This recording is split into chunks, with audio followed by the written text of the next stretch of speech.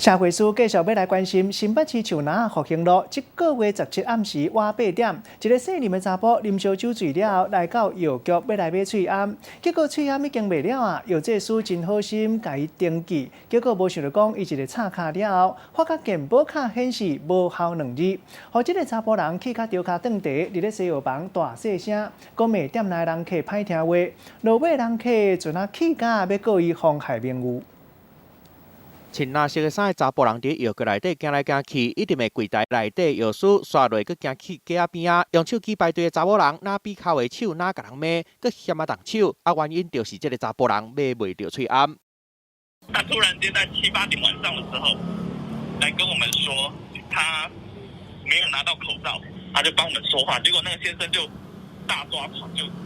是做事攻击他。查甫人伫药局内底大细声，其他的民众拢互惊一个眼气。啊，药师讲，唔是买互伊买，是伊的健保卡出问题。后来我们有读了一下，想说，他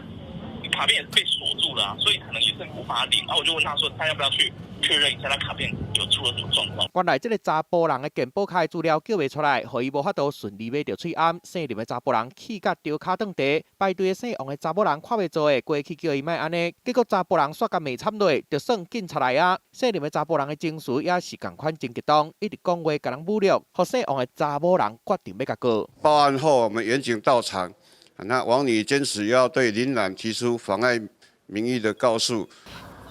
啊，健保卡要哪会出问题？健保署提醒，假使民众的健保卡捌申请放弃，也是补发，就会互旧的卡片无法度搁用。毋过像即马防疫的这种时机，那正是找无健保卡，卖当提供身份证来确认身份。民众买翠暗的时阵，也是爱甲别人体谅一下，大家做回来度过这段时间。记者综合报道。